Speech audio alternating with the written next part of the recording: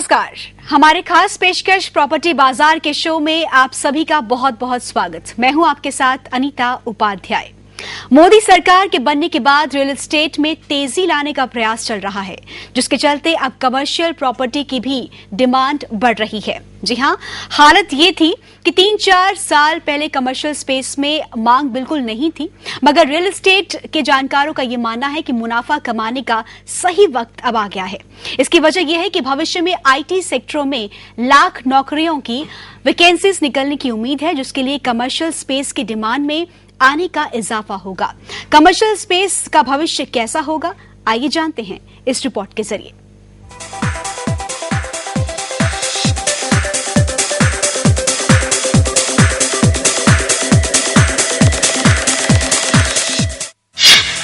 Market में अब बढ़ने लगी है कमर्शियल प्रॉपर्टी की डिमांड। कमर्शियल प्रॉपर्टी में निवेश कर कमा सकते हैं मुनाफा। आने वाले सालों में बढ़ेगी कमर्शियल प्रॉपर्टी की मांग। देश में कमर्शियल प्रॉपर्टी की लगातार बढ़ती मार्केटिंग को देखते हुए मौजूदा बाजार को देखकर ये कहा जा सकता है कि रेजिडेंशियल प्रॉपर्टी के मुकाबले कमर्शियल प्रॉपर्टी की डिमांड ज्यादा बढ़ गई है, जिसका कारण कमर्शियल प्रॉपर्टी में मिलने वाला बेहतर रिटर्न है। आप कमर्शियल प्रॉपर्टी में अपना पैसा लगाकर अधिक मुनाफा कमा सकते हैं। ऐसे में छोटे निवेशकों के लिए मुनाफा कमाने का ये एक बेहतर मौका हो सकता है। अगर हम बाजार के ट्रेड पर नजर डालें तो आने वाले 1 या 2 सालों में office space, retail zone, IT और बैंकिंग से जुड़े लोग कमर्शियल प्रॉपर्टी में अपने इन्वेस्टमेंट बढ़ा सकते हैं। अब आपको बताते हैं कि आखिर कमर्शियल प्रॉपर्टी में लोगों के निवेश करने की मांग क्यों बढ़ी है। नंबर 1, पहले 10 में से 9 निवेशक आवासीय प्रॉपर्टी में निवेश को ज्यादा तवज्जो देते हैं। नंबर 2, आज कमर्शियल प्रॉपर्टी पर 9 से 12% तक रिटर्न मिल रहा है। नंबर 3, जबकि आवासीय प्रॉपर्टी में 3 से 4% रिटर्न मिल रहा है। अब समय के साथ साथ लोगों की सोच और ट्रेड भी बदल गया है। लोग अब बढ़ चढ़कर कमर्शियल प्रॉपर्टी में निवेश कर रहे हैं। इसके मायने तो कई निकाले जा सकते हैं, लेकिन इसकी सबसे बड़ी वजह लोगों को ज्यादा मुनाफे होना है। आपको बता दें कि कुछ साल पहले तक बड़े निवेशक ही कमर्शियल प्रॉपर्टी में निवेश करने की हिम्मत जुटा पाते थे, क्योंकि इसके लिए अच्छी खासी मोटी रकम की जरूरत होती थी। उस समय कमर्शियल स्पेस का साइज भी काफी बड़ा होता था। बदलते ट्रेड की पहेली को समझते हुए और निवेशकों को आकर्षित करने के लिए डेवलपर्स ने अब छोटे साइज के ऑफिस स्पेस बनाना शुरू कर दिया है। मेट्रो शहर हो या छोटे शहर, 150 से 300 वर्ग फुट साइज के छोटे ऑफिस स्पेस आज के समय में लोगों के लिए उपलब्ध है। इस साइज की प्रॉपर्टी में 10 से 15 लाख रुपए निवेश कर प्रॉपर्टी अपने नाम कर सकते हैं। देश में ऑफिस स्पेस सबसे ज्यादा आईटी कंपनियों से जुड़े हुए हैं। नेस्कॉम की एक रिपोर्ट के अनुसार 2022 तक आईटी सेक्टर से 51 लाख नौकरियां आएंगी। ऐसे में जाहिर है कि कमर्शियल प्रॉपर्टी की मांग में इजाफा होना लाजमी है।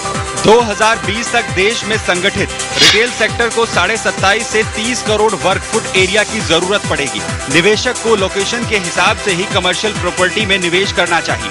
देश में आने वाले कुछ समय में बैंकिंग सेक्टर, आईटी सेक्टर और वित्तीय सेवा कई सेक्टरों में नौकरियों की भरमार आने वाली है। ऐसे में उम्मीद की जा रही है कमर्शियल प्रॉपर्टी में लोगों की निवेश करने की रुचि बढ़ेगी। Business desk, Sudarshan news. तो इस रिपोर्ट के जरिए आप सभी ये जान गए होंगे कि कमर्शियल स्पेस की डिमांड अब कितनी बढ़ने वाली है, कैसा रहने वाला है कमर्शियल सेक्टर का भविष्य। इस पर हम बातचीत करेंगे। कुछ खास मेहमान इस वक्त स्टूडियो में हमारे साथ मौजूद हैं, जिनका परिचय मैं आपसे करवाना चाहूंगी।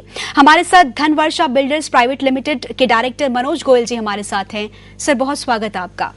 और केवीडी ग्रुप की डायरेक्टर अमन अग्रवाल जी हमारे साथ हैं। सर, आपका भी बहुत स्वागत। और साथ ही हमारे बिजनेस एडिटर रॉय तपन भारती जी भी हमारे साथ हैं। सर, आपका भी स्वागत। सबसे पहले मनोज गोयल जी, मैं आपके पास आना चाहूंगी। मान लीजिए अगर किसी इन्वेस्टर के पास पैसा है और वो इन्वेस्ट करना चाहता है, तो आपको क्या लगता है, आप क्या सुझाव देना चाहेंगे इस समय में उस इन्वेस्टर को कहां पर अपना पैसा, किस सेक्टर में अपना पैसा इन्वेस्ट करना चाहिए? डिपेंड करता है इन्वेस्टर किस तरह का है। अगर वो बिजनेसमैन इन्वेस्टर है तो आज की तारीख में जैसे गवर्नमेंट चेंज हुई है, लगता है कि मार्केट में तेजी आएगी और बिजनेस में तेजी आएगी, तो लोगों को छोटे छोटे शॉप्स लेनी चाहिए, मार्केट में पैसा लगाना चाहिए ताकि उनके बिजनेस में वो काम आए। अगर उनको लगता है कि हाउसिंग की उनको कमी है तो हाउसिंग सेक्टर में भी बहुत तेजी आने की संभावना है, क्योंकि मतलब ऐसा लगता है कि इकोनॉमिक ग्रोथ बढ़ने की वजह से और नौकरी आने की वजह से हाउसिंग की और कमर्शियल की दोनों की डिमांड बढ़ेगी। इसलिए इन्वेस्टर को दोनों जगह लगाने में फायदा है। वो देखना है कि उसको उसका दिमाग काम करेगा कि अब वो पैसा कहाँ लगाए। जी बिल्कुल, आपके पास मैं आना चाहूंगी अमन अग्रवाल जी। जैसे कि आईटी सेक्टर जो है वो अभी आने वाले समय में युवाओं को कई प्रकार की नौकरियां जो हैं वो देने वाला है। जाहिर सी बात है कि इसमें कमर्शियल स्पेस की आवश्यकता बढ़ेगी, तो आप कमर्शियल सेक्टर की डिमांड अब कितनी बढ़ती हुई देख रहे हैं? देखिए, मैं जैसे कि इस डिस्कशन को हमने इनिशिएट किया कमर्शियल इन्वेस्टमेंट से, जी मैं कमर्शियल इन्वेस्टमेंट और हाउसिंग दोनों के ऊपर बात करते हुए इस चीज़ को कंक्लूड करने का कोशिश करूँगा। कमर्शियल को अगर हम लॉन्ग टर्म पर्सपेक्टिव से देखें तो कमर्शियल सीधे सीधे जुड़ता है मैक्रो इकोनॉमिक्स से और ग्लोबल इकोनॉमिक्स से। डेफिनेटली जो अभी हमारे कंट्री का एक ह्यूज फेस्टिवल ख़त्म हुआ है और जिसमें एक स्टेबल गवर्नमेंट हमको मिली है, डेफिनेटली लोगों ने उसको चुना है, तो एक कहीं ना कहीं कॉन्फिडेंस लोगों का उस गवर्नमेंट में दिख रहा है, जिसके बेसिस पर इस 125 करोड़ या 130 करोड़ की आबादी में एक positive sentiment towards economics in future of the country आ रहा है, जी जिसके बेसिस पर long term commercial investment definitely fruitful होने का एक माहौल आ रहा है। जहां तक हम बात करें शॉर्ट टर्म में, जब आप कमर्शियल इन्वेस्टमेंट करते हैं, from the day one you are secured with the inflow of funds on regular intervals in terms of assured returns. तो उन दोनों नजरियों से, लॉन्ग टर्म और शॉर्ट टर्म से, कमर्शियल एक सेफ और एक इकोनॉमी के साथ बहता हुआ लग रहा है। डेफिनेटली इस पर और भी क्लैरिटी आती जाएगी जैसे जैसे हम इकोनॉमिक और पॉलिसीज के ऊपर और फर्दर डेवलपमेंट्स गवर्नमेंट के उनकी तरफ बढ़ते जाएंगे। जी तपन जी, आपको क्या लगता है कमर्शियल सेक्टर में कुछ साल पहले की अगर हम बात करें तो केवल बड़े इन्वेस्टर्स जो हैं वही इन्वेस्ट कर सकते थे, लेकिन जैसे समय बदल रहा है उसके अनुसार हम देख रहे हैं कि छोटे इन्वेस्टर्स भी इन्वेस्ट करके मुनाफा कमा रहे हैं कमर्शियल स्पेस में। 10 साल पहले जब कमर्शियल स्पेस के लिए बड़े बड़े मॉल बनने शुरू हुए थे तो शुरुआती दौर में जितने भी मॉल आए वो लगभग सफल हो गए, लेकिन दूसरे फेज में जब मॉल का बनना शुरू हुआ तो उनमें कुछ ज़्यादा क्षेत्रफल वाले उन्होंने बिल्डिंगें बनाई और कंप्लीट उन्होंने उसको कमर्शियल में तब्दील कर दिया। उसमें होटल की प्लानिंग नहीं थी या रिहायशी जो छोटे छोटे स्टूडियो फ्लैट होते हैं उनकी प्लानिंग नहीं हुई। नतीजा हुआ कि डिमांड घट गई और मार्केट में सरप्लस जो है इन्वेंट्री हो गई। इसके कारण बहुत सारे लोगों के पैसे ब्लॉक हो गए, निवेशक भी निराश हो गए और रियलिटी सेक्टर के जो डेवलपर हैं वो भी निराश हो गए थे। तो अब इन्होंने मिक्स्ड कल्चर का एक आया है कि रिहायशी भी हो और उसमें साथ में तो ज्यादा से ज्यादा जो दिल्ली और नोएडा का जो कल्चर दिखता है, बहुत ऊंची इमारतों के यहाँ शॉपिंग कॉम्प्लेक्स सफल नहीं हो रहे हैं। ग्राउंड और पहली मंजिल, कहीं कहीं 2 मंजिल यदि आबादी के अनुपात में देखा जाए तो जब भी किसी को खरीदना हो तो पहले उस इलाके में सर्वे कर लेना चाहिए उसे कि कितने फ्लैट और कितनी आबादी आएगी। मान लीजिए नोएडा एक्सटेंशन की हम बात करते हैं, वहां आने वाले वर्षों में 2 या 3 लाख की आबादी बसने वाली है, तो हमें देखना पड़ेगा कि जिस अपार्टमेंट के पास हम शॉपिंग कॉम्प्लेक्स खरीदना चाहते हैं क्या वहां पर कितने फ्लैट हैं। 5000 फ्लैट है और 500 दुकानें हैं तो जाहिर है कि ऊपर की दुकानें सब फ्लॉप हो जाएंगी, केवल ग्राउंड फ्लोर की दुकानें चलेंगी। तो निवेशक को सावधानी बरतना होगा। यदि ज्यादा संख्या में दुकानें बन रही हैं तो ऊपर बिल्कुल न जाएं, रिस्क न लें। पहली मंजिल दूसरी मंजिल में जोखिम है। ग्राउंड फ्लोर की दुकानें सफल हो जाती हैं और यदि कम संख्या में बनी है तब तो आपकी ऊपर की भी दुकानें चलेंगी। तो ये एक सावधानी बरतना बहुत जरूरी है।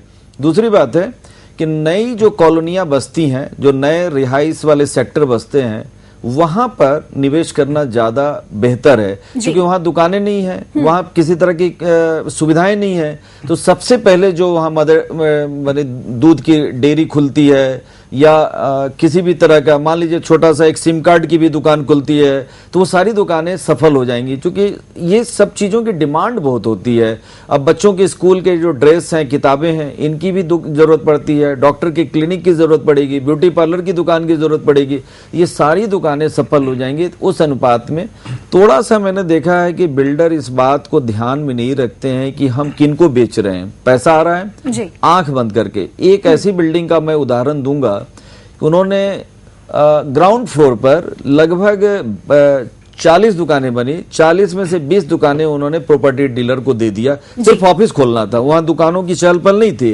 एक बहुत बड़ी गलती उस डेवलपर से हुई। नतीजा हुआ कि प्रॉपर्टी डीलर की यहाँ कोई भीड़ नहीं आती थी। भीड़ तो आएगी जूते चप्पल की दुकान में, भीड़ आएगी जो महिलाओं के प्रसाधन की सामग्री बेच रहे हैं, या बहुत सारी चीजें हैं जहां पर भीड़ आएगी, इवन सैलून और ब्यूटी पार्लर में भी भीड़ आएगी। तो ऐसी दुकानों को बढ़ावा नहीं देने के कारण वो डेवलपर का कमर्शियल स्पेस फेल हो गया। तो ये बेचते समय ध्यान नहीं देने के कारण इस तरह की असफलता होती है। तो उसमें मिक्स्ड यदि वहां पर लाते हैं बिजनेसमैन को तो वो सफल हो जाएगा। ये सारी चीजें हैं, इसका कोई फार्मूला तो नहीं है। बिल्कुल, और आने वाले समय में कस्टमर्स भी अपने आप को सेफ महसूस करेंगे, क्योंकि यूपी अपार्टमेंट एक्ट जो कि लागू हुआ है उसके तहत भी अपने आप को जो कस्टमर्स हैं वो सेफ महसूस करेंगे। इस पर भी हम कमर्शियल स्पेस पर तो नहीं, रिहायशी पर लागू है, उस पर हम आगे चर्चा करेंगे। लेकिन पिछले कुछ समय से अगर हम बात करें तो कमर्शियल स्पेस की डिमांड लगातार बढ़ रही है। अब छोटे निवेशक भी कमर्शियल स्पेस में अपना पैसा निवेश कर बेहतर रिटर्न कमा सकते हैं। इस मुद्दे पर आर्थिक पत्रकार अमित त्यागी से बातचीत की सुदर्शन न्यूज संवाददाता नमित त्यागी ने। सरकार आई है मोदी सरकार, और पिछले 10 सालों के मुकाबले पिछले 2 साल में जो जीडीपी ग्रोथ है वो कहीं ना कहीं आकर अटक गई है। इसी मामले पर आज हमारे साथ मौजूद हैं बात करने के लिए आर्थिक मामलों के पत्रकार अमित त्यागी जी। अमित जी, सबसे पहला सवाल होगा, जिस तरीके से पिछले दिनों में हमने देखा तो कमर्शियल जो स्पेस थी उसमें डिमांड ज्यादा नहीं दिख रही थी, लेकिन अगर हम पिछले कुछ दिनों की बात करें तो डिमांड लगातार बढ़ती जा रही है। कमर्शियल सेक्टर हमेशा जीडीपी से तेज चलता है। अगर जीडीपी ग्रोथ 5% है तो कमर्शियल सेक्टर की ग्रोथ 15% होगी। और कमर्शियल सेक्टर का ग्रोथ मूल रूप से इस चीज पर डिपेंड करता है कि उस इलाके में आसपास कमर्शियल एक्टिविटीज कितनी चल रही हैं, कमर्शियल एक्टिविटीज घटी हैं या बढ़ी हैं, या आने वाले दिनों में और बढ़ने की संभावना है। अमित जी, ये बताएं, जो निवेशकर्ता कमर्शियल सेक्टर में पैसा लगाना चाहते हैं उनके लिए क्या दिशा निर्देश आप बताना चाहेंगे? दिल्ली एनसीआर में कमर्शियल स्पेस में बहुत सारी वेराइटीज आ रही हैं। अब टिकट साइज 300 स्क्वायर फीट भी आ रहा है, 180 स्क्वायर फीट भी आ रहा है, और इस हिसाब से अगर 6,000 रुपया एवरेज पर स्क्वायर फुट एवरेज कॉस्ट मानी जाए और 300 स्क्वायर फीट का आ रहा है, तो इसका मतलब है कि 20-22 लाख 25 लाख रुपए में आप एक कमर्शियल स्पेस किसी कमर्शियल लोकेशन पे जो गवर्नमेंट से अप्रूव्ड हो, जो अथॉरिटी से अप्रूव्ड हो, वहां खरीद सकते हैं। निवेशकर्ता के पास पैसा है, अगर वो ऑप्शन चाहता है कि अगर रियल एस्टेट में पैसा लगाना चाहता है या फिर कमर्शियल सेक्टर में पैसा लगाना चाहता है, तो क्या भविष्य देखते हैं कमर्शियल सेक्टर का? कमर्शियल स्पेस का भविष्य हमेशा अच्छा होता है, क्योंकि रियल्टी में अप्रिसिएशन की एक सीमा है, बट कमर्शियल स्पेस में अप्रिसिएशन की कोई सीमा नहीं है। एक रिपोर्ट के मुताबिक माना जा रहा है कि आईटी सेक्टर और बैंकिंग सेक्टर में भी तमाम नौकरियां निकलने की जो बात कही जा रही है, क्या कमर्शियल सेक्टर में भी इससे कुछ फर्क पड़ेगा? नई सरकार रोजगार के मुद्दे पे ही बन के आई है। ये हर साल कम से कम 25 लाख युवाओं को रोजगार देने की बात कह के आई है सत्ता में। नई कंपनियां आएंगी, उनको जगह चाहिए होगी, वो काम करेंगी, युवाओं को रखेंगी, तो कमर्शियल स्पेस की डिमांड तो बनी रहेगी, उसमें गिरावट आने की संभावना तो नहीं है कम से कम अभी। तो ये थे अमित त्यागी जी, जिनका साफ साफ कहना है कि आने वाले समय में कमर्शियल स्पेस ज्यादा ग्रोथ पकड़ेगा। देखना होगा मोदी सरकार जब बजट पेश करेगी कमर्शियल स्पेस के लिए क्या नए फैसले लेकर आती है। कैमरामैन दिशान के साथ नमित त्यागी, सुदर्शन न्यूज, नोएडा। बिल्कुल मनोज जी, मैं आपसे ये जानना चाहूंगी, एक छोटा निवेशक किस तरह से कमर्शियल स्पेस में इन्वेस्ट करे जिससे कि उसे मुनाफा भी हो सके? बेरोजगारी को देखते हुए छोटे निवेशकों को लगभग 10 से 15 लाख रुपए की शॉप्स लेनी चाहिए, और उस जगह लेनी चाहिए जहां पर, अभी मैंने तपन जी ने बहुत अच्छी बात कही, जहां आबादी ज़्यादा हो और दुकानें कम हो। होता क्या है कि लोग क्या कहते हैं, बड़े बड़े मॉलों में दुकान ले लेते हैं, और वहां पर क्या होता है, ग्राउंड फ्लोर की दुकान के अलावा सब फेल हो जाती हैं, तो उसका पैसा अटक जाता है। उसके बाद रीसेल ना होने की वजह से उसे बहुत भारी आर्थिक नुकसान भी होता है। हम बात कर रहे हैं गाजियाबाद, हम इस समय बात कर रहे हैं गाजियाबाद, नोएडा और यूपी की अलग जगह होगी। दिल्ली में स्पेस महंगा होने की वजह से गाजियाबाद और नोएडा पे बहुत भारी लोड पड़ गया स्पेस का, और कमर्शियल स्पेस की जो वैल्यू है वो आहिस्ता आहिस्ता अब डिमांड, सही कह रहे हैं कि डिमांड गाजियाबाद और नोएडा में डिमांड बढ़ती जा रही है। नोएडा में आपका 63 है कि बिल्कुल खाली था, जंगल था। आज वहाँ इतनी भयंकर डिमांड है, वहाँ आईटी सेक्टर में के बाद सब लोगों ने अपने ऑफिस खोल लिए हैं, जो किराया था रेंट भी बढ़ गया है, और जो जगह की जो स्पेस की वैल्यू भी बढ़ गई है। इसी तरह गाजियाबाद में वसुंधरा एक ऐसी जगह पर है जहाँ सबसे ज़्यादा कमर्शियल है, क्योंकि गाजियाबाद डेवलपमेंट अथॉरिटी ने कमर्शियल बेस पे कोई काम नहीं करा। अभी तो नई ग्रुप हाउसिंग सोसाइटी बन रही है, जरूर में उन्होंने कि 5 से 10% उन्होंने कमर्शियल दिया है, लेकिन उससे पहले क्या था, घरों में छोटी छोटी दुकानें बनी हुई हैं, उन्हीं में लोग अपना रोजगार करते रहे। आज की तारीख में जो नया चेंज आया है, डेवलपमेंट अथॉरिटियों ने उनको लगने लगा कि कमर्शियल भी एक बहुत बड़ी डिमांड बाजार में निकल के आई, तो उसकी अवस्था है। तो कमर्शियल हाउसिंग प्रोजेक्ट्स में 5 से 10% की जो अभी ये स्पेस देने लगे हैं, उससे बड़ा लोगों को लाभ मिला है। एक ही बिल्डिंग में 1000 मकान है, और अगर 10 दुकान बन जाती हैं तो वो दुकान कामयाब हैं। ऐसे लोगों को वहां पर दुकान लेनी चाहिए जहां पर लगता है कि आबादी ज़्यादा है और दुकान छोटी है और सस्ती मिल रही है। क्योंकि वहां पर क्या होगा, जैसे कि आप छोटे छोटे जैसे नाई की दुकान है या आपका जनरल स्टोर है या कपड़े की दुकान है, जूते की दुकान है, जो रोजमर्रा की जरूरत की जो दुकानें होती हैं वो जल्दी चलती हैं और उनकी डिमांड ज़्यादा होती है ऑफिस के मुकाबले। मेरा ऐसा मानना है कि जिस तरह से आर्थिक स्थिति बढ़ने की संभावना लोगों की लग रही है कि वो अच्छी हो जाएगी 1 साल के 2 साल के अंदर, तो कमर्शियल तो लोगों को मिलेगा ही नहीं इस जगह पर, क्योंकि गवर्नमेंट की अभी प्लानिंग नहीं है। गवर्नमेंट को कमर्शियल के लिए प्लानिंग बनानी पड़ेगी, ऐसे सेक्टर ढूंढने पड़ेंगे जहां उनको पूरा कमर्शलाइज करना पड़ेगा आने वाले टाइम में।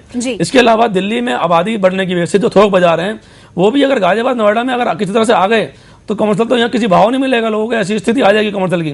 सोचना है दिल्ली गवर्नमेंट को कि वो अपने कमर्शियल स्पेस को कैसे बाहर निकाले। अभी गाजीपुर में दिल्ली का कमर्शियल उठ के आया है, वो गाजियाबाद का बॉर्डर है गाजीपुर, वहाँ अभी तक क्या है डेवलपमेंट नहीं है, दिल्ली गवर्नमेंट ने डेवलपमेंट नहीं करा। तो आज भी लोग बाग चावड़ी बाजार चैन चौक जाते हैं भीड़ भाड़ इलाके में।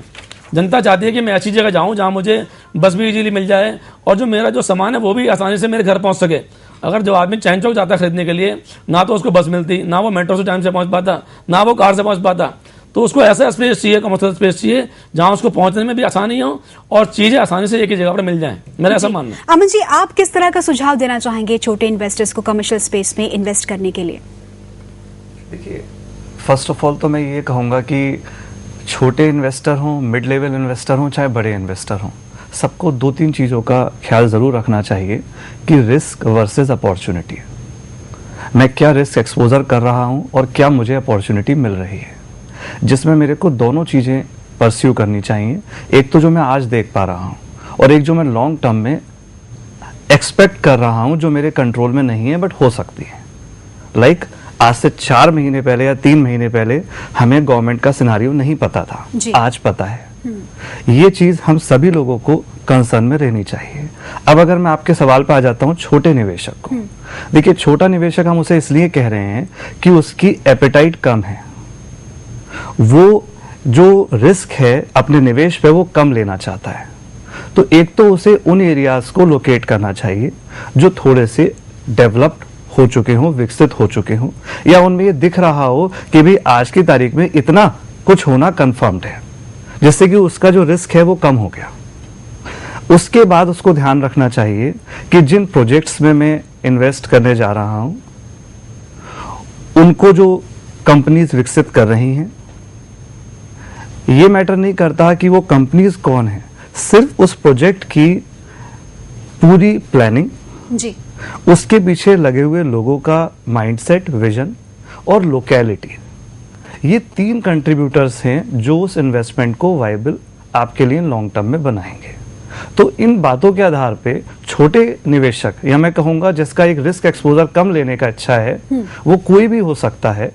मैं ये नहीं कह रहा कि वो 10-15 लाख रुपए इन्वेस्ट करना चाहे, हो सकता है वो 30 लाख इन्वेस्ट करना चाह रहा हो, बट उसके लिए 30 लाख पूरी जमा पूंजी हो, तो वो भी इन बातों के आधार पे एक ऐसा निर्णय ले जो एक सटीक निर्णय हो, जिसमें सारी बातें आ जाती हैं कि भाई पूरा जो इन डेवलपमेंट है उसमें वाइबिलिटी ये है कि जो शॉप्स में लेने जा रहा हूँ उनमें कल को फुटफॉल क्या एक्सपेक्टेड होता है, थोड़ा टेक्निकल है जानना, बट लॉजिकली हम चीजों को समझ सकते हैं। इसी प्रकार से जो ओवरऑल डेवलपमेंट हो रहा है वो मेरे को जो कमिटमेंट है और लोकेलिटी की जो डिमांड है उसके अनुरूप जा रहा है कि नहीं जा रहा है जी। ओवर कमिटमेंट का भी कोई बेनिफिट नहीं है। इन बातों के आधार पर अगर छोटा निवेशक या रिस्क एपेटाइट कम लेने वाला इन्वेस्टर अगर जाएगा तो उसको एक डिसेंट रिटर्न मिलेगा, और सबसे बड़ी बात है कि कल को उसको नुकसान नहीं होगा, और उसको नुकसान नहीं होगा मतलब मार्केट में पैनिक क्रिएट नहीं होगा। वो सबसे जरूरी है, और सबसे ज्यादा जरूरी है उन फैक्टर्स का आकलन जो मेरे कंट्रोल में नहीं है। मैं प्रोजेक्ट बना रहा हूं, प्रोजेक्ट किस लोकेशन में बन रहा है, उस लोकेशन के क्या डेवलपमेंट है। रियल एस्टेट सेक्टर का एक बड़ा एक अनोखा एक कार्य है कि उसकी लोकेलिटी डेवलपमेंट उस प्रोजेक्ट के डेवलपमेंट के बराबर ही उसमें रोल क्रिएट करती है।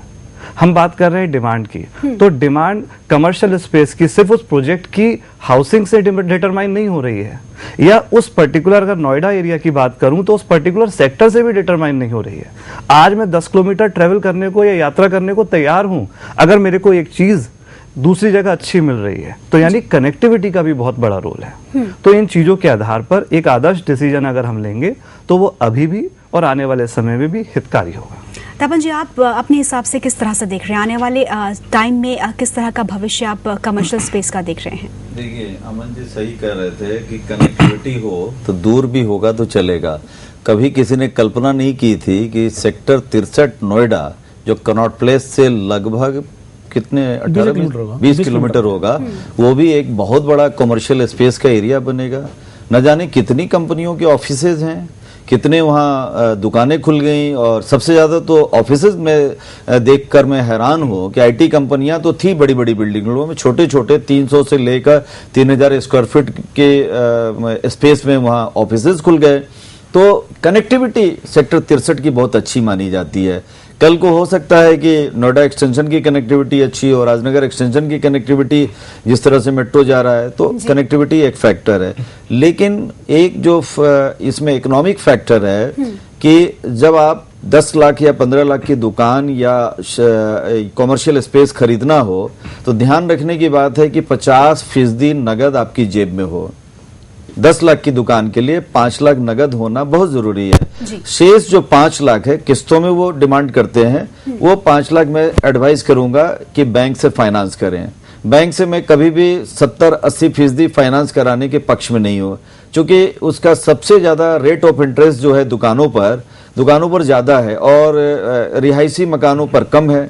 तो लगभग 4 से 6% का अंतर हो जाता है। तो 16% ब्याज यदि किसी दुकान पर लगता है या 17% लगता है, तो ये किसी व्यापारी को बर्दाश्त करने के बाहर होता है। कई नहीं इसको झेल पाते हैं। इसीलिए मैं हमेशा कहता हूं कि 50% अपनी नकदी का अपना व्यवस्था कर लो, बाकी 50% बैंक से सैंक्शन करा लो। सैंक्शन प्लान जरूर होना चाहिए। आप जांच कर लें कि बिल्डर ने, जो रियल्टी कंपनियां हैं, उन्होंने नक्शा पास कराया कि नहीं कराया।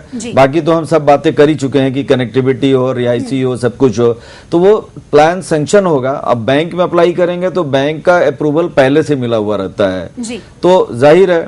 और दूसरी बात है कि जिस अपार्टमेंट में यदि 5000 आबादी आ रही है और उसमें यदि कुल मिला के 20 दुकानें हैं, तो फिर दुकान लेने में कोई खतरा नहीं है, दुकान चलेगी ही। तो वहां पर निवेश किया जा सकता है। मैं सिर्फ दुकान की बात नहीं कर रहा हूं कि शॉपिंग के लिए, ऑफिस स्पेस भी चलेगा, और ऑफिस स्पेस तो पहली मंजिल पर भी चल सकता है यदि मेट्रो की कनेक्टिविटी या चौड़ी सड़कें हैं, कार रखने की जगह है बाहर में, शॉपिंग कॉम्प्लेक्स के बाहर या ये अपार्टमेंट के बाहर भी यदि कारों की लाइनें कतारों में रखा जा सकता है, तो वहां पर खरीदने में मैं उसकी सिफारिश करूंगा। जाहिर सी बात है, आने वाले समय में जब कमर्शियल स्पेस की डिमांड बढ़ेगी, तो एक गाइडलाइंस और डायरेक्शंस भी इस कमर्शियल स्पेस में इन्वेस्ट करने के लिए दिए गए होंगे आने वाले समय में। यूपी अपार्टमेंट एक्ट में अभी कमर्शियल स्पेस के बारे में छोड़ दिया गया है, और रिहायशी के बारे में कमिटमेंट है कि इतनी अवधि में बनाना है। उस पर अभी हम लोग बात करेंगे। वो उसमें काफी कुछ अच्छी बातें हैं। कस्टमर का सेंटिमेंट भी जो है, भरोसे का सेंटिमेंट लौट रहा है, और खरीदारी के लिए पूछताछ भी उन्होंने शुरू की है। और काफी रियल्टी सेक्टर में खुशी की लहर है कि यूपी अपार्टमेंट एक्ट को अधिकतर बिल्डर डेवलपर जो हैं उसको पसंद कर रहे हैं कि ठीक है, ये कस्टमर का भरोसा लौट रहा है, उसके साथ हैं। लेकिन इसमें कई बातें हैं, इतने अनगिनत कानून नहीं हो जाएं कि ये सेक्टर परेशानियों के जाल में फंस जाए।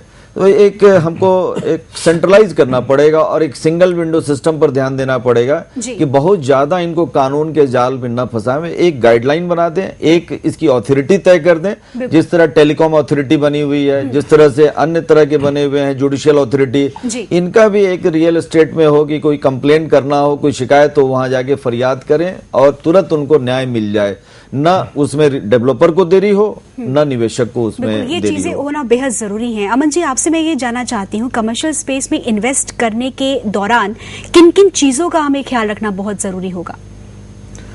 देखिए, कमर्शियल स्पेस में जब आप इन्वेस्ट करने जा रहे हैं तो पहली प्राथमिकता आपकी है कि आप सेफ हैं, जिसको अभी हमने डिस्कस किया। उसके लिए जो पैरामीटर्स ध्यान में रखने हैं वो हमें डिस्कस किए। दूसरी प्राथमिकता हमारी है कि उस कमर्शियल स्पेस को सिर्फ हम इन्वेस्टमेंट के रूप में देख रहे हैं, या हो सकता है हम स्ट्रेटेजिक प्लानिंग भी कर रहे हो अपने फर्दर उस चीज़ के लिए जी। तो उसका भी हमें ध्यान रखना चाहिए कि उस पर्टिकुलर एरिया में जो फर्दर लोगों के आने का है, जो विकास होने का है, जो रिहाइश होने का है, उन लोगों की टेंडेंसी क्या है, उन लोगों की रिक्वायरमेंट क्या है। इसको मैं क्यों कहना चाह रहा हूं कि कमर्शियल स्पेस की अगर हम बात करते हैं तो एक तो रॉ लेवल की रिक्वायरमेंट्स आती हैं सामने, जो तो हर आदमी की होती हैं, हर लेडीज की होती हैं, हर जेंट्स की होती हैं। फिर जो अब हम कमर्शियल डेवलपमेंट की बात कर रहे हैं वो वहीं तक सीमित नहीं रह जाता, वो उसके आगे जाता है से 25 से 30% या 40% ये एक रॉ रिक्वायरमेंट्स हो गई। इसके बाद हम और भी चीज़ें कमर्शियल एक्सप्लोर कर सकते हैं जो हो सकता है शॉर्ट टर्म और लॉन्ग टर्म में ज़्यादा रिटर्न दें आपको उसी पर्टिकुलर प्रोजेक्ट प्लानिंग में। वो डिपेंड करेगा कि लोग जो वहाँ पर आने वाले हैं उनकी पर्टिकुलर सेगमेंट क्या है, उनका पर्टिकुलर टारगेट ऑडियंस क्या है, उसके हिसाब से मेरी सोच क्या है। अगर मैं कोई और चीज भी वहां पे क्रिएट करने की कोशिश करता हूं जो कुछ नए आइडियाज हो सकते हैं, वो मेरे कमर्शियल शॉप के रिटर्न को एश्योर्ड रिटर्न के रूप में तो बढ़ा ही सकते हैं, बट मैं कहूंगा कि रेंटल के रूप में, मार्केट अवेयरनेस के रूप में और लॉन्ग टर्म में उस पर्टिकुलर स्पेस की वैल्यू डिटरमाइन होती है उस पर्टिकुलर स्पेस की डिमांड से। जैसे हम कमर्शियल की बात करें तो बहुत ज्यादा वो डिपेंड करता है कितना वहां उस पर आई बॉल गिर रहा है। तो अगर मैं आई बॉल के लिए कुछ नए आइडियाज अपने दिमाग में रख सकूं उसे डेवलप करते समय, इसको हम कह सकते हैं demand theme, demand oriented development. ये मैं डेवलपर के लिए भी बोल रहा हूं जो कमर्शियल स्पेस डेवलपमेंट में है, और जो छोटा निवेशक है जो निवेश करने जा रहा है उसके लिए भी बोल रहा हूं। तो आई थिंक ये 3-4 बातें हैं जो मैं अगेन छोटा निवेशक नहीं बोलूंगा, एक मास लेवल पर बात बोलूंगा कि कोई भी निवेशक जा रहा है तो एक ब्रॉडर लेवल पर सोचेगा तो काफी अच्छा उसके लिए हो। बिल्कुल, तो किसी भी प्रकार का निवेशक हो चाहे छोटा या बड़ा, उन्हें तमाम इन चीजों पर ध्यान रखकर ही कमर्शियल स्पेस पर इन्वेस्ट करना होगा। फिलहाल एक छोटे से ब्रेक के लिए हम रुकेंगे, ब्रेक के बाद लौटेंगे और बात करेंगे यूपी अपार्टमेंट एक्ट की।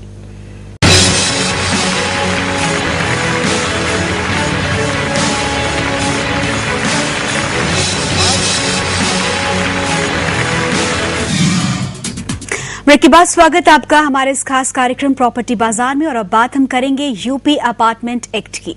इस एक्ट को नोएडा और ग्रेटर नोएडा में भी मंजूरी दिए जाने के बाद से इन इलाकों में मकान या फ्लैट खरीदने वालों की दिलचस्पी अब बढ़ गई है, जिसकी वजह से डेवलपर्स के यहां बुकिंग इंक्वायरी अचानक अब तेज हो गई है। जानकारों का ये कहना है कि नोएडा एक्सटेंशन यानी ग्रेटर नोएडा वेस्ट में पिछले 3 साल से चले आ रहे कानूनी विवाद के चलते मार्केट सेंटिमेंट डाउन हो गया था, लेकिन इस पहल ने बायर्स में नया जोश भर दिया है। आइए एक नजर डालते हैं इस रिपोर्ट पर।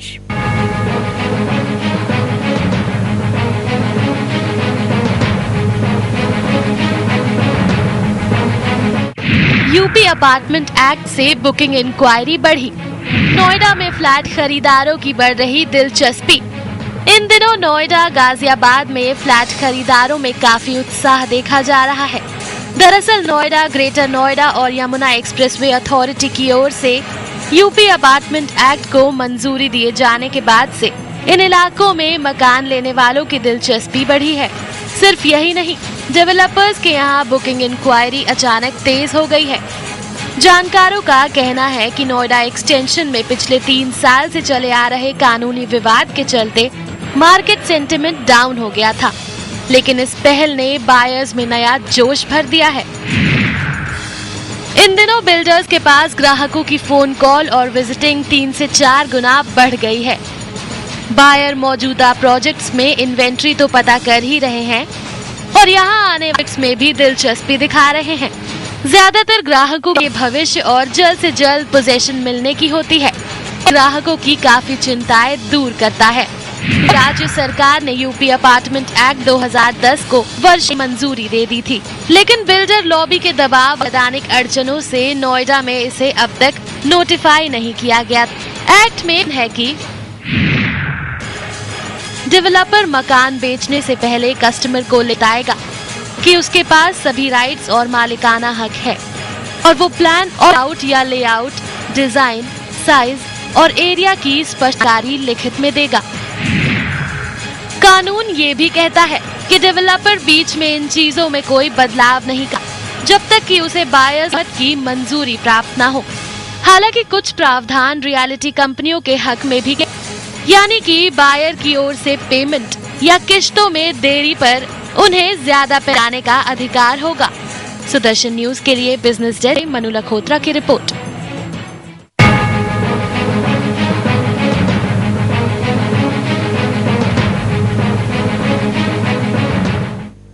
तो तो यूपी अपार्टमेंट एक्ट लागू होने के बाद प्रॉपर्टी मार्केट में कितना बदलाव आया है, इसी पर हम चर्चा करेंगे। लगातार खास मेहमान हमारे साथ स्टूडियो में मौजूद हैं। धनवर्षा बिल्डर्स प्राइवेट लिमिटेड के डायरेक्टर मनोज गोयल जी हमारे साथ हैं।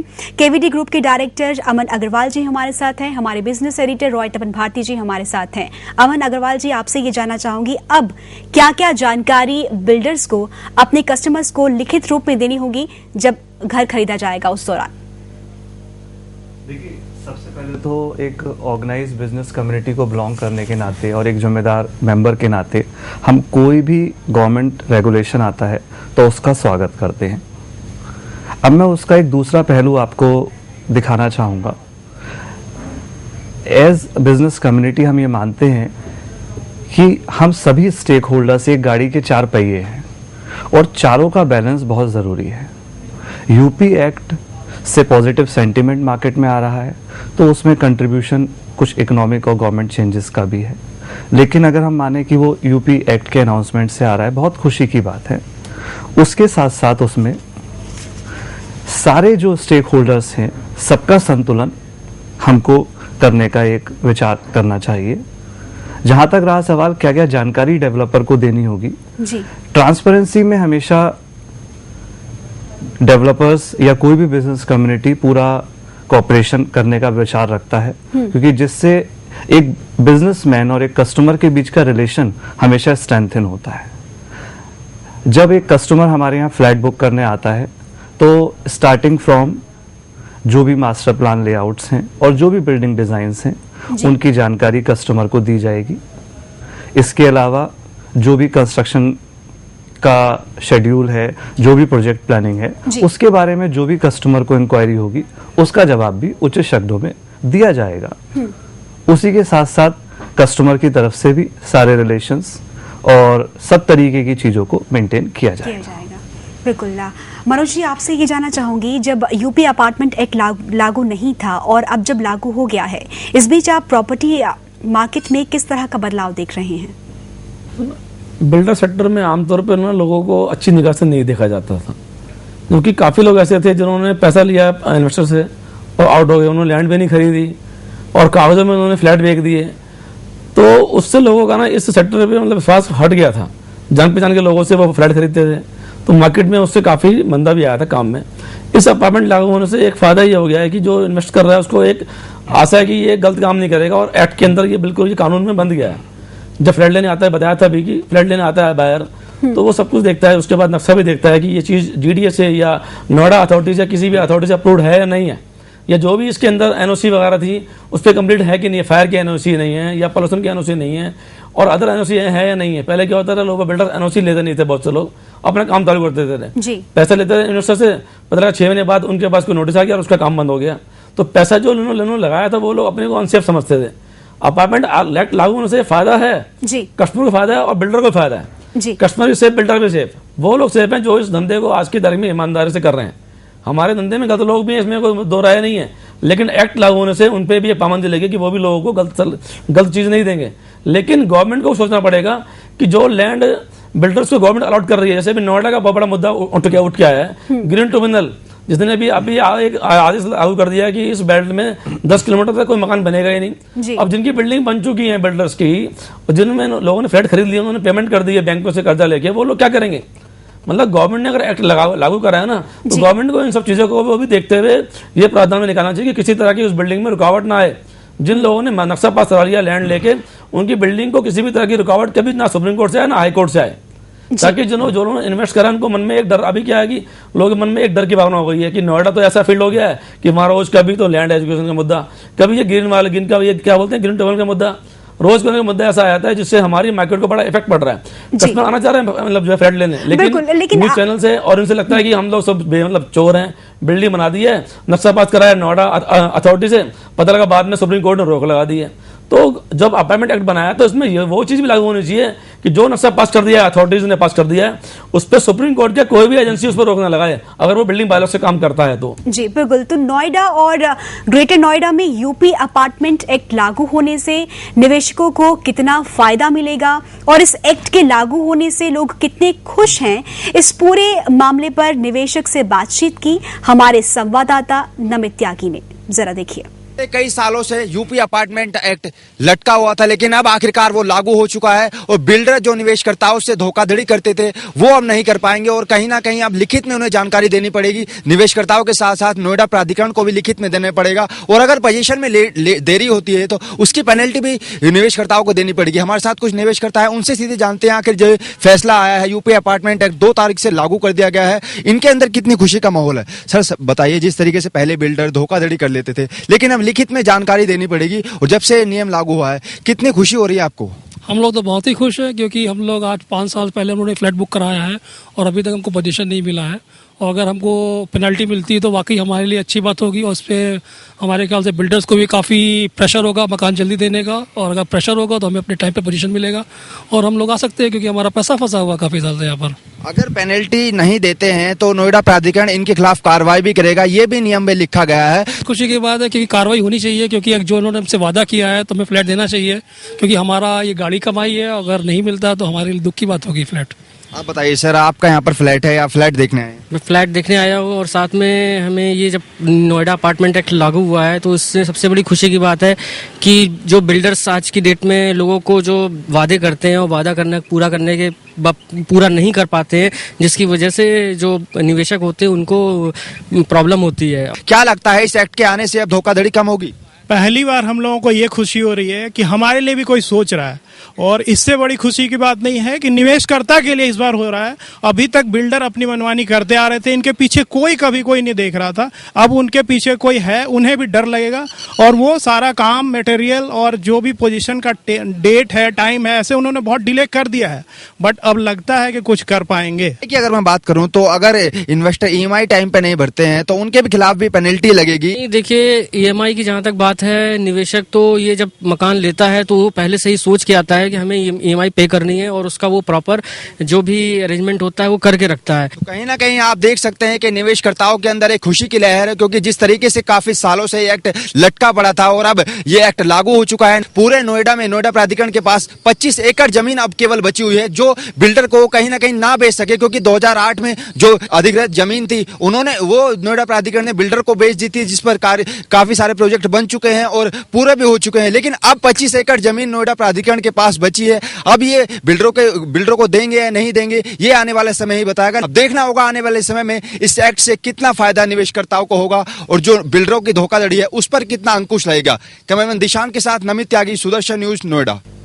तो इस एक्ट से निवेशक इस वक्त काफी खुश हैं। तपन जी, आपको क्या लगता है, जब से ये यूपी अपार्टमेंट एक्ट लागू हुआ है तब से लोगों में इस वक्त घर लेने की दिलचस्पी जो है वो बढ़ती हुई दिखाई दे रही है? मैंने रियल सेक्टर में कई राज्यों का दौरा किया है, बम्बई, बेंगलोर गया, हैदराबाद गया। इन राज्यों में जाकर मुझे बड़ी खुशी हुई कि वहाँ के जो प्रदेश स्तर के कानून हैं उसमें बड़ा कॉन्फिडेंस है वहाँ के निवेशकों को। आपको उत्तर भारत में जितनी शिकायतें आती हैं उस तरह की शिकायतें हमने दक्षिण भारत में या बम्बई में नहीं सुनी, बहुत रेयरेस्ट केसेस होते हैं। तो ये जो नोएडा में जो अब तक जो कॉन्फिडेंस नहीं था लोगों को, या गाजियाबाद में इस तरह की बातें थी, गाजियाबाद में तो खैर 1 साल से 2 साल से ये कानून लागू था लेकिन जीडीए इतना ध्यान नहीं दे रहा था। लेकिन अब नोएडा में, ग्रेटर नोएडा में और ग्रेटर नोएडा वेस्ट, जिसे आम जनता जो नोएडा एक्सटेंशन कहती है, वहाँ भरोसा लौटेगा। पहली बात है कि बिल्डर जो फंड के लिए अलग अलग बैंक अकाउंट खोलते थे अलग नहीं कर पाएंगे, एक ही बैंक अकाउंट होगा और उसमें जो फ्लैट ऑनर जो खरीदने वाला जो पैसा देगा तो उसी अकाउंट में डालना पड़ेगा और उस अकाउंट से पेमेंट बिल्डर जिसको भी करना चाहे, सरिया जहां खरीदना है, सीमेंट खरीदना है, सबको करें। उस फंड का ट्रांसफर वो दूसरे प्रोजेक्ट में नहीं कर सकते हैं। तो एक तो बंधन हो गया। होता क्या था कि आपने 50 करोड़ 100 करोड़ रुपया कलेक्ट कर लिया और आधे फंड को लैंड बैंक बनाने के लिए ट्रांसफर कर दिया, तो पहली पाबंदी तो ये लग गई। दूसरी कि जो शर्तें एग्रीमेंट में लिखी गई है वो उन एग्रीमेंट को पालन करना होगा। 3 साल या 4 साल में यदि बना के देना है तो वो देना पड़ेगा, नहीं तो पेनल्टी देनी पड़ेगी। हालांकि इस तरह के एग्रीमेंट मैंने बिल्डरों के बहुत सारे पेपरों का अध्ययन किया, वो एग्रीमेंट कर रहे हैं और कई तो लेट होने पर उसका भुगतान भी कर रहे हैं, लेकिन कानून में सीधी व्याख्या कर दी गई है। तीसरी बात है कि यूपी अपार्टमेंट एक्ट में साफ लिखा हुआ है, यदि खुली जगह बता दी गई है कि इतना क्षेत्रफल जो है खुली जगह होगा, बच्चों के खेलने का मैदान होगा, तो वो खेलने का मैदान छोड़ना ही पड़ेगा, उस जगह आप कोई इमारत नहीं बना पाएंगे, ये तय है। चौथी बात है RWA जो हैंडओवर करने में कुछ रियल एस्टेट कंपनियां देरी करती थी, इससे निवेशक गुस्से में आ जाते थे, उनका झगड़ा बढ़ जाता था रियल एस्टेट कंपनी और RWA के बीच में।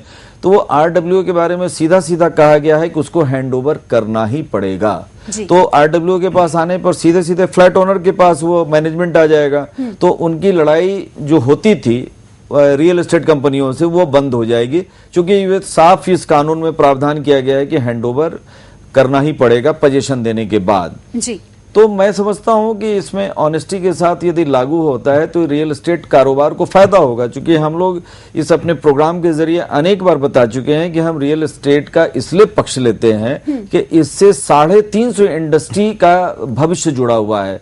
आपको हमारे दर्शकों को हमने पहले भी बताया है कि शीशे जो लगाते हैं दीवारों में, जो मकानों में लगते हैं, सरिया जो लगता है, अल्मुनियम लगता है, बाथरूम में जो तमाम तरह की जो आप देखती हैं पार्ट्स की जो खरीदारी होती है, किचन का जो सारी चीजें जो लगती हैं, इतनी चीजों की रिक्वायरमेंट होती है कि इस इंडस्ट्री को हम यदि सफल नहीं बनाएंगे, कानून के जरिए निवेशकों में भरोसा नहीं डालेंगे, तो 350 इंडस्ट्री बर्बाद हो जाएगी। तो ये कनेक्शन है, भारत की अर्थव्यवस्था रियल एस्टेट से चलती है, इसीलिए कुछ हद तक थोड़ी बहुत इनकम टैक्स की भी छूट है, जिस पर बहस चल रही है कि कितनी हम छूट दें।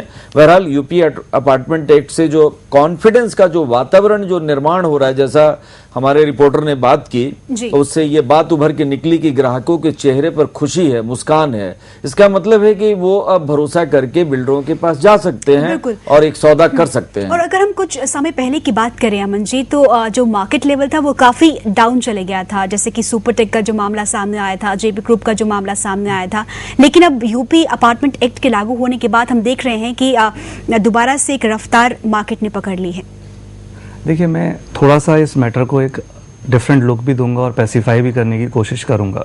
जो इंडस्ट्री या उस इंडस्ट्री से जुड़े हुए लोग इस देश की 350 इंडस्ट्रीज को या 300 इंडस्ट्रीज को रोजगार दे रहे हैं, तो कहीं ना कहीं उनके बारे में भी या उनकी तरफ से भी हमें पॉजिटिव विचार लाने चाहिए कि वो भी कुछ अच्छे विचार रखते होंगे।